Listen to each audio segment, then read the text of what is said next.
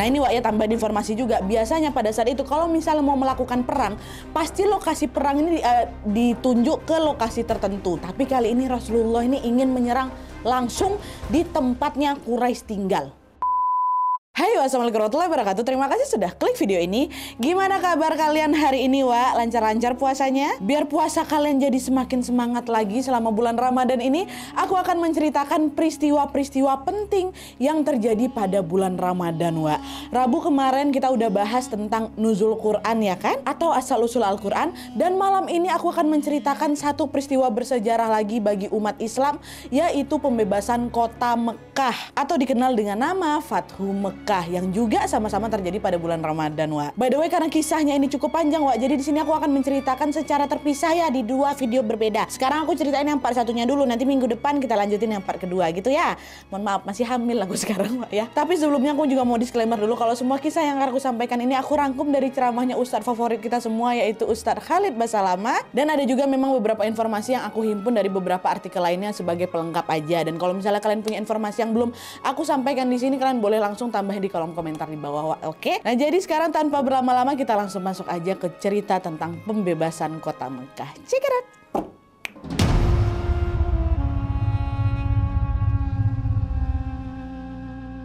Oke, Wak, sebelum kita masuk ke kisah pembebasan kota Mekahnya, di sini aku mau menceritakan dulu tentang pengkhianatan yang dilakukan kaum Quraisy terhadap perjanjian Hudaibiyah. Ini ada hubungannya kali, dan gegara inilah jadi bebas Mekah tuh. Dan by the way, aku juga udah pernah bahas ya tentang perjanjian Hudaibiyah, Wak. Kalian bisa nonton lebih fullnya lagi setelah video ini ya. Tapi mungkin yang belum tahu nih aku jelasin aja lah sedikit. Jadi perjanjian Hudaibiyah ini adalah perjanjian atau kesepakatan, lebih tepatnya adalah perjanjian damai antara kaum muslimin dan kaum kafir Quraisy, Wak. Nah, di salah satu butir perjanjian itu tertulis bahwa kaum muslimin dan kaum Quraisy sepakat untuk gencatan senjata selama 10 tahun. Jadi selama 10 tahun itu mereka dua kubu ini dilarang keras melakukan perang. Dan selain itu pada butir perjanjian berikutnya juga tertulis bahwa suku-suku yang tinggal di sekitar Arab berhak memilih apakah mereka berpihak kepada kaum Quraisy atau berpihak kepada kaum muslimin ya. Nah, pada masa itu ada nih lah satu suku namanya Bani Bakr. Dia memilih untuk bergabung dengan kaum kafir Quraisy waktu itu yang ada di Mekah. Sedangkan ada juga nih suku lainnya yang bernama suku Khuza'ah, memilih berpihak di sisi muslimin dan juga memeluk Islam yang ada di Madinah. Nah, kedua suku ini ternyata memiliki sejarah panjang, Wak, di mana mereka berdua ini selalu bermusuhan satu sama lain. Suku Bakar sama suku Khuza'ahnya dari dulunya memang udah saling bermusuhan. Tapi setelah ada perjanjian Hudaibiyah ini kan mereka satu berpihak ke Quraisy, satu berpihak ke muslimin ya kan. Nah, ini udah jalan nih perjanjian Hudaibiyah, nggak boleh berperang. Dan dalam sejarahnya, Wak, selama itu pula, selama sejarah lamanya, Bani Bakar ini nggak pernah menang dalam pertempuran melawan suku Khuza'ah. Dari dulu kalah terus. Sampailah pada suatu hari tepatnya 2 tahun setelah perjanjian Hudaibiyah itu disepakati, Wak, mulailah itu terjadi sebuah pengkhianatan yang dilakukan sama pihak Quraisy. Nah, di sini nih ya. Jadi ceritanya pada suatu saat Bani Khuza'ah ini datanglah ke Mekah untuk melakukan ibadah umroh ya kan.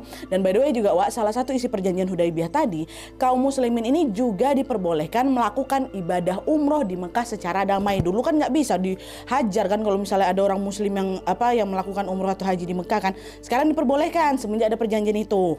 Nah, waktu Bani Khuza'ah ini datang ke Mekah untuk umroh, di situ Bani Bakar nih yang udah berpihak ke Quraisy, terus juga dia ini adalah musuh bebuyutan dari dulunya Khuza'ah kan, di bawah pemimpin Naufal bin Muawiyah, justru di situ berkeinginan untuk nyerang Bani Khuza'ah. Naufal mikir waktu itu ini mumpung orang-orang Khuza'ah lagi datang ke Mekah, ya udah kita serang aja sekalian gitu. Padahal kan nggak boleh kan, Wak, tapi dia kepikiran kayak gitu. Nah, terus Naufal bin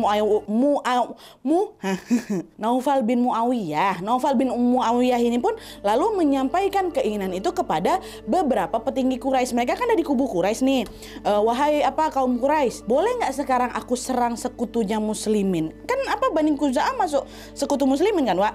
Dan ternyata waktu nanya kayak gitu, beberapa tokoh Quraisy mengatakan, boleh katanya, padahal ini melanggar kan. Dan selain memperbolehkan penyerangan itu, Quraisy ini juga malah mensuplai senjata, bahkan juga menyatakan diri mau ikut perang sama di barisannya Bani Bakar tuh. Nah, dapat dukungan sebesar itu makin pede lah Naufal itu kan, dia langsunglah memimpin barisan dan juga melakukan serangan kepada Bani Khuza'ah secara tiba-tiba waktu mereka lagi umroh. Serangan itu udah sangat-sangat jelas sekali membuat semua orang yang ada di Bani Khuza'ah ini tewas terbunuh secara mereka datang ke sana buat ibadah, nggak ada persiapan sama sekali, dan perjanjian kan juga diizinkan ibadah tanpa gangguan kan, ya udah habislah mereka di sana. Tapi untungnya memang ada nih beberapa dari orang-orang Bani Khuza'ah ini yang berhasil kabur. Larilah mereka kemana? Ke tanah haram untuk menyelamatkan diri. Nah, tanah haram ini adalah memang sebelum ada perjanjian Hudaibiyah ya, tanah haram ini adalah wilayah yang memang dilarang untuk dijadikan medan perang. Larilah mereka ke sana untuk menyelamatkan diri kan. Di situ tetap juga dikejar sama Naufal bin Muawiyah tadi tuh. Dia lagi-lagi tidak menghiraukan aturan itu. Dia terus tuh ngejar Bani Khuza'ah sampai ke tanah haram. Dan sesampainya di sana, Naufal pun langsung menghunuskan pedangnya dan juga menghilangkan nyawa 10 orang Bani Khuza'ah yang ada di atas tanah haram ini. Jadi di sini ada berapa? Ada 2 aturan yang udah dilanggar sama Quraisy. Aturan Hudaibiyah udah jelas diapain kan, mereka diserang waktu lagi ibadah. Terus yang kedua, aturan tanah haram, nggak boleh ada peperangan, dihantamnya orang di situ. Nah, mengetahui bahwa banyak kaumnya yang terbunuh, which is kaum Khuza'ah ini, salah satu tokoh Bani Khuza'ah bernama Amr bin Salim pergilah ini menemui Rasulullah yang ada di Madinah. Wahai Rasulullah, Quraisy melanggar perjanjian kita. Bani Bakar sudah menghabisi nyawa orang-orang dari kaumku di tanah Mekah. Aduh, merinding aku. Dengar itu Rasulullah kaget, kecewa Rasulullah pasti ya kan. Tapi kemudian beliau berkata, tenanglah wahai Amr, aku akan menolongmu, kata Rasulullah. Udah sampai di telinga Rasulullah kan kalau Quraisy sudah melanggar perjanjian Hudaibiyah. Nah, setelah mendengar jawaban dari Rasulullah, Amr pun kembali lagi pulang dan mengabarkan hal itu kepada Bani Khuza'ah yang tersisa, yang mereka belum dengar kalau kaum mereka diserang tuh dikasih tahu lah sama Amr kan. Nah, kaget juga mereka, kenapa mereka ngelanggar kayak gitu? Yuk, berdukalah di situ. Nah, di sisi lain waktu di Mekah tadi kan di Madinah. Waktu di Mekah, setelah penyerangan itu terjadi ya, setelah udah mati beberapa orang kaum Khuza'ah ini, sebenarnya ada tuh beberapa petinggi Quraisy yang merasa bersalah karena sudah melanggar perjanjian itu. Mereka mikir, aduh, gimana kita nih? Ini kita udah melakukan kesalahan fatal nih. Aduh, gimana ya? Jangan sampai Muhammad dengar berita ini. Bisa-bisa kita diperangi sampai habis ini. Mereka udah ketakutan, Tapi setelah itu terjadi baru ketakutannya. Dan kekhawatiran itu juga semakin bertambah lagi ketika Quraisy sadar bahwa pada saat itu pasukan muslimin itu udah gak kaleng-kaleng, Pasukan musliminnya udah bertambah makin kuat lagi dibanding sebelumnya, tahu? Makanya takut, mereka ciut, mereka semua. Apalagi Quraisy juga mendengar bahwa pasukan muslimin ini baru saja memenangkan perang Mu'tah yang baru-baru ini terjadi, pun itu dipimpin sama siapa? Khalid bin Walid. Makin panik lagi lah mereka. Khalid bin Walid ini tahu kalian masa lalunya kan, dia tuh adalah petinggi Quraisy juga, salah satu yang paling kuat juga. Dia juga dulu yang memimpin kaum Quraisy pada saat perang Uhud. Dulu benci Islam, tapi setelah masuk Islam langsung dapat julukan pedangnya Allah, Khalid bin Walid. Makin panik lagi lah mereka. Itu di Mekah dan ada siapa-siapa, Abu Jahal CS sudah mati. Nah, gegara panik kan pada saat itu beberapa petinggi Quraisy nih, datanglah dia ke petinggi Mekah yang betul-betul petinggi Mekah kali lah itu, siapa namanya? Abu Sofyan. Abu Sofyan ini pengganti Abu Jahal. Masih ingat Abu Sofyan ini siapa kan? Pemimpin orang kafir di perang Uhud, dan juga suaminya Hindun. Hindun ini siapa? Hindun tuh yang makan jantungnya Hamzah radhiyallahu anhu. Tahu kalian? Ini waktu itu belum masuk Islam dia memang. Datanglah kan ke Abu Sofyan. Nah, Abu Sofyan ini diminta sama mereka untuk menemui Rasulullah di Madinah. Mereka ini pengen, pujuklah Rasulullah, tolong. Atau coba pastikan dulu lah Rasulullah ini udah mendengar belum berita tentang pengkhianatan yang kita lakukan, kata mereka. Abu Sofyan pun sisi lain juga panik, dia pergilah ini ke Madinah sendirian, Abu Sofyan ya. Nah, tapi sebelum bertemu dengan Rasulullah, Abu Sofyan ternyata mendapatkan kabar kalau Rasulullah udah tahu nih Quraisy sudah berkhianat. Kaget dia kan waktu lagi OTW nih. Wahai Abu Sofyan, Rasulullah sudah tahu bahwa alah kayak mana nih ya, mungkin dalam hati dia kayak gitu kan. Nah, di situ Abu Sofyan akhirnya tetap berencana untuk melakukan negosiasi. Yaudah, Muhammad sudah tahu, aku pujuk lah dia, aku nego lah sama dia gitu kan. Nah, negosiasinya apa? Yaitu meminta agar perjanjian Hudaibiyah ini tidak dibatalkan dan Quraisy jangan sampai diserang sama muslim ini. Itu. Nah, Abu Sofyan pun mantap untuk tetap menemui Rasulullah SAW dan menyampaikan negosiasi tadi. Udah nyampe di hadapan Rasulullah, Abu Sofyan bilang, "Wahai Muhammad, meski kaumku telah bersalah, aku ingin engkau tidak membatalkan kesepakatan yang sudah kita setujui," kata dia. Nah, mendengar perkataan Abu Sofyan, Rasulullah diam, nggak jawab apa-apa. Beliau sama sekali tidak menjawab sepatah kata apapun dari ucapan Abu Sofyan. Diam Rasulullah kan. Nah, karena tidak mendapatkan jawaban dari Rasulullah, Abu Sofyan pergi. Lanjut menemui sang sahabat Abu Bakar radhiyallahu anhu. Di hadapan Abu Bakar, Abu Sofyan berharap Abu Bakar ini bisa membujuk Rasulullah agar tidak membatalkan perjanjian Hudaibiyah. "Wahai Abu Bakar, bisakah kau tolong mengatakan kepada Muhammad bahwa begini. Abu Bakar ngapain, Wak? Diam juga, nggak digubris sama sekali permintaan Abu Sofyan. Itu kan dicuekin 2 kali nih, ya kan? Nah, meski sudah 2 kali diabaikan, Abu Sofyan pantang menyerah di sini, Wak. Kali ini dia pergilah menemui sahabat Rasul yang dikenal sangat tegas. Siapa? Umar bin Khattab radhiyallahu anhu. Datanglah ke depan Umar bin Khattab kan. Lalu Abu Sofyan bilang, "Wahai Umar, tolong sampaikan kepada Muhammad jangan batalkan perjanjian ini," kata Abu Sofyan. Dengar itu Umar bin Khattab nggak diam, Wak. Tidak diam seperti sebagaimana Rasulullah dan Abu Bakar nggak diam. Umar bin Khattab bilang apa? "Wahai Abu Sofyan, aku tidak mau jadi perantaramu. Justru akulah yang akan memerangimu dan kaummu meskipun hanya dengan sebutir debu." Digituin sama Umar lah. Ibaratnya kau suruh-suruh aku sekarang yang mau memerangi kau. Kayak gitu loh, Wak. Nah, mendengar penolakan tegas dari Umar, lagi-lagi Abu Sofyan belum menyerah nih. Aduh, kemana lagi aku nih? Pergilah dia lagi mendatangi sahabat sekaligus juga menantu Rasulullah, yaitu Ali bin Abi Thalib. Ya sama, Wak, seperti sebelum-sebelumnya. Abu Sofyan meminta Ali buat membantunya membujuk Rasulullah. Tapi kali ini Ali menjawab. Ali bilang, "Wahai Abu Sofyan, aku tidak bisa berbuat apa-apa apabila Rasulullah sudah memutuskan suatu urusan," kata. Gagal lah misinya bujuk Rasulullah dari para sahabat, ya kan? Akhirnya Abu Sofyan baliklah ini ke Mekah dengan perasaan dak-dikduk. Khawatir lah dia, Wak. Gak berhasil negosiasinya, ya kan? Yang ada mau dihantam sama Umar. Nah, udahlah, balik lagi nih kita ke sisinya Rasulullah. Di sisi lain, Wak, Rasulullah sudah mempersiapkan diri untuk menyerang kaum Quraisy yang berkhianat. Memang mau diserang sama Rasul. Nah, pada suatu hari beliau memintalah kepada sang istri Aisyah radhiyallahu anha untuk menyiapkan baju perang milik beliau. Tapi di titik ini, Wak, Rasulullah tuh masih merahasiakan rencana itu dari para sahabat. Sahabat nggak ada yang tahu nih, ya kan? Sampailah kemudian Abu Bakar radhiyallahu anha berkunjunglah ke rumah Rasulullah untuk menemui anaknya Aisyah. Nah, pada saat itu Abu Bakar nengok, atau udah nyampe di rumah ya, Abu Bakar nengok ada baju perang milik Rasulullah yang sudah dikeluarkan dari lemari. Beliau nanyalah kepada anaknya, "Wahai Aisyah, kenapa baju perang Rasulullah ada di situ?" Aisyah menjawab, "Beliau akan berperang, wahai ayahku, tapi aku sendiri tidak tahu berperang dengan siapa," kata Aisyah.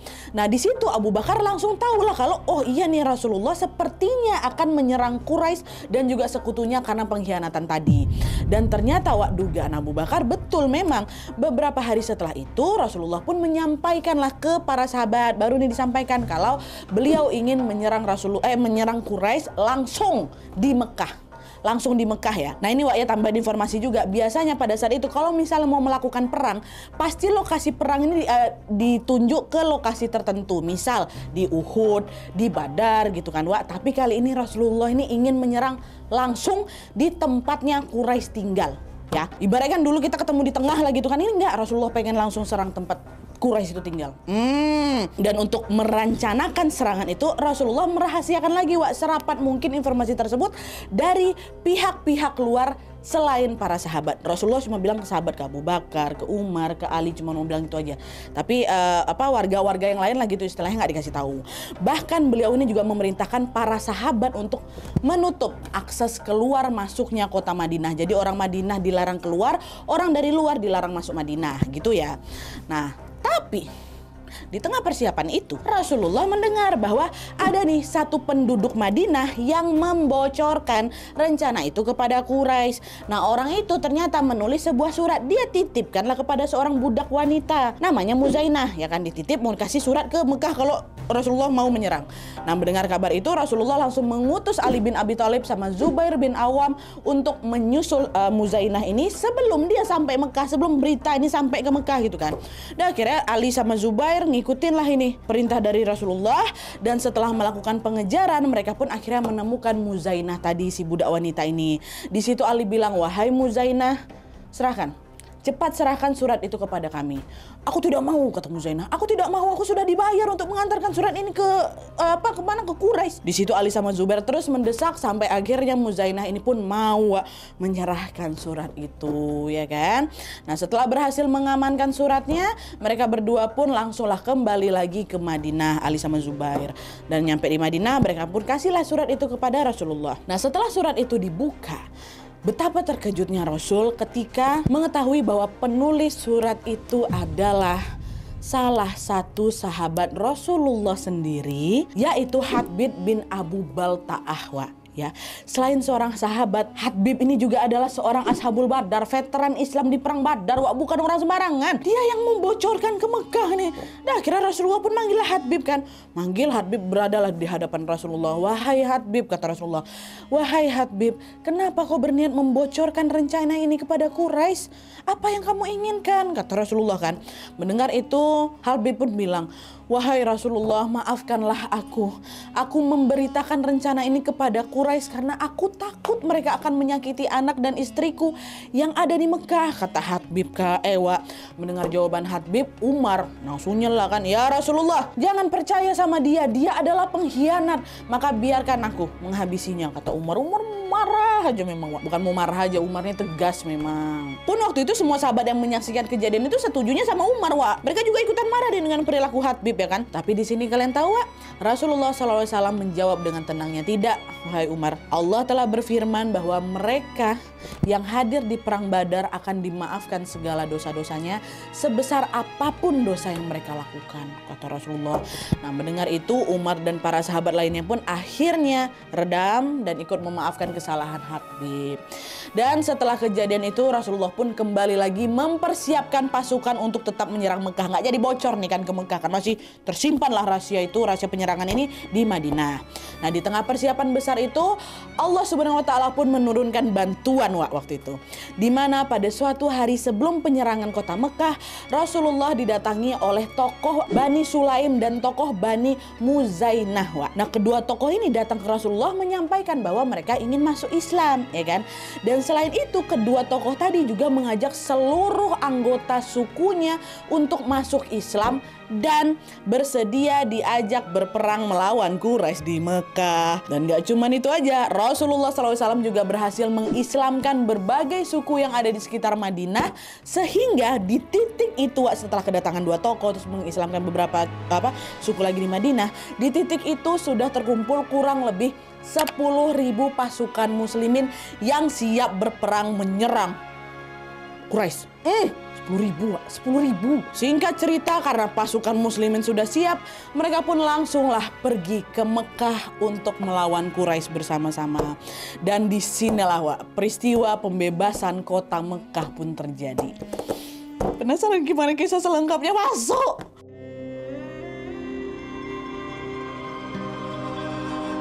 Hari itu pada tanggal 20 Ramadan tahun 8 Hijriah, Rasulullah dan 10.000 pasukannya ini pun pergi menuju ke Mekah. Wah, semua ikut. Ada Umar, ada Ali, Abu Bakar, pastinya semua para sahabat ada datang. Wah, rame mereka datang dengan persiapan perang nih.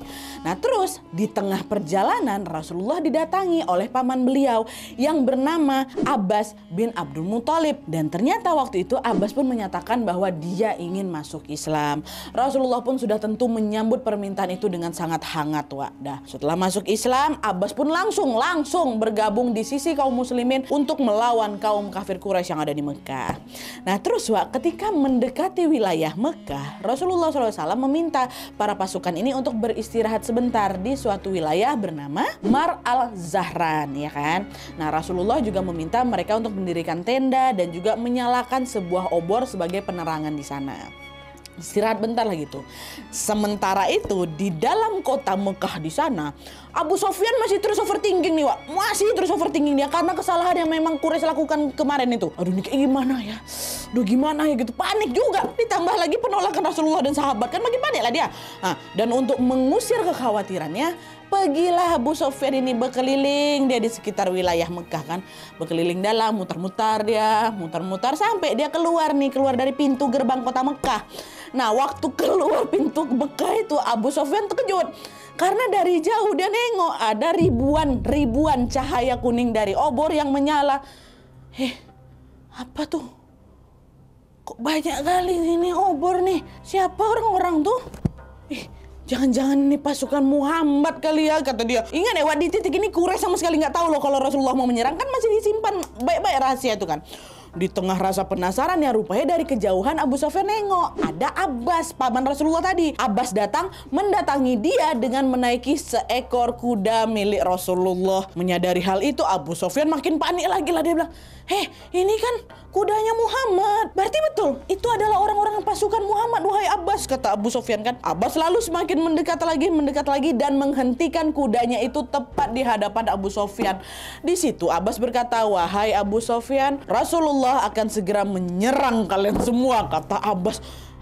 Muhammad akan menyerang kami dengan pasukan sebanyak itu, kata Abu Sufyan. Ya, pasukan Rasulullah yang sekarang semakin tangguh dan tidak terkalahkan. Aku saksinya, kata Abbas. Mendengar penjelasan itu, Abu Sufyan langsung takut, gemetar yang luar biasa, kata Abbas kan. Abu Sufyan merasa bahwa Quraisy pasti tidak akan sanggup melawan pasukan muslimin yang sebanyak itu, dan setelah dia ketahui berjumlah 10.000 orang tuh, nggak sanggup lagi kami. Dan selain itu Abu Sufyan juga sudah menyadari bahwa kekuatan militernya Quraisy Mekah ini sudah sangat-sangat melemah, karena memang kan banyak kali panglima perang dari Quraisy yang sudah tewas di berbagai peperangan melawan kaum muslimin. Banyak yang kalah, nggak ada yang tersisa lagi dong. Dan selain itu juga tokoh-tokoh penting Quraisy lainnya justru juga berbalik memeluk Islam yang ada. Salah satunya siapa? Tadilah itu Khalid bin Walid, sang pedang Allah tuh. Dan nggak ada lagi kekuatan Mekah waktu itu. Nah, di tengah kepanikan itu Abu Sufyan pun nanyalah, wahai Abbas, lalu aku harus bagaimana? Abbas ngasih saran, temui saja Rasulullah, nanti kamu tahu jalan keluarnya, katanya. Ya sudah, ayo, kata Abu Sufyan kan. Dan itu pergilah mereka berdua.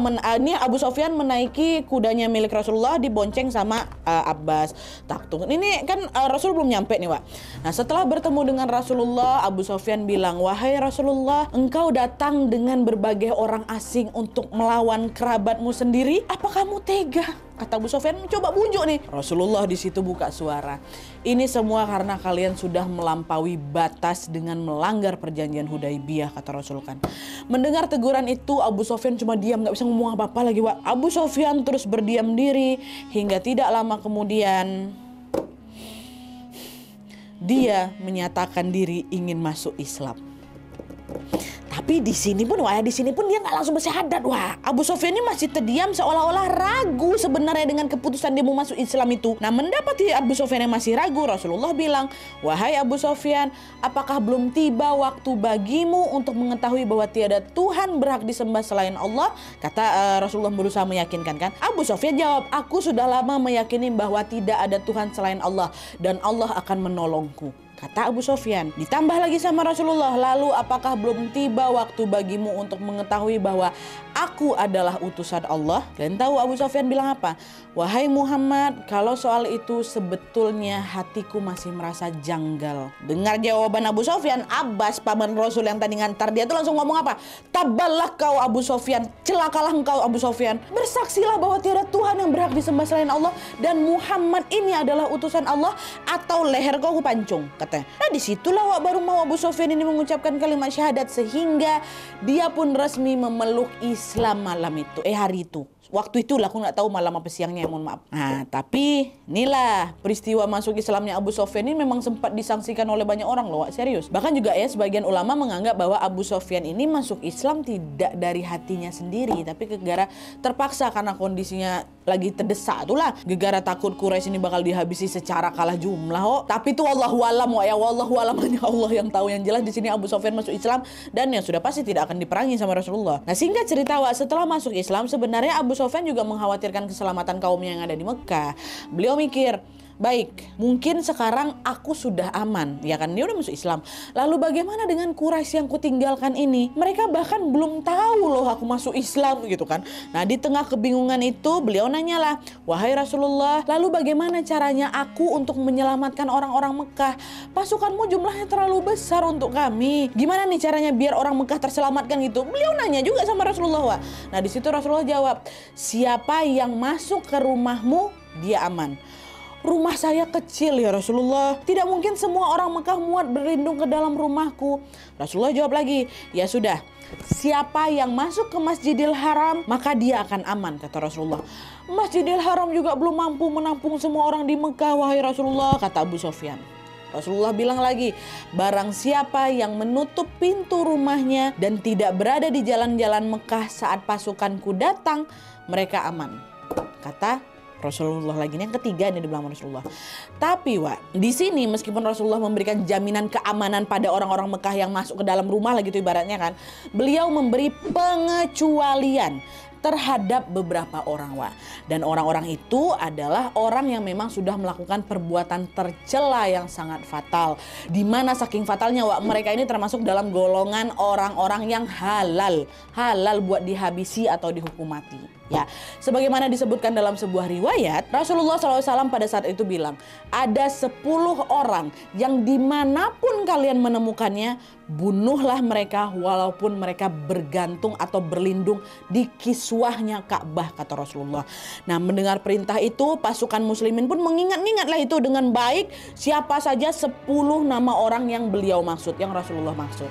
Jadi berarti kayak gini, oke, aku akan memberikan perlindungan kepada semua orang di Mekah kecuali 10 orang ini. Barang siapa yang berlindung ke dalam rumahnya, tutup pintu, tutup jendela, aku lindungi. Tapi kalau 10 orang ini mau dia masuk kemanapun, mau dia nempel di kiswah Ka'bah, habis. Maksudku. Nah, penasaran kalian siapa aja 10 orang ini?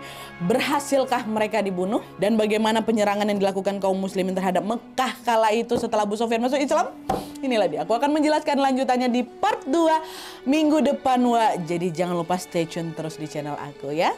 Assalamualaikum.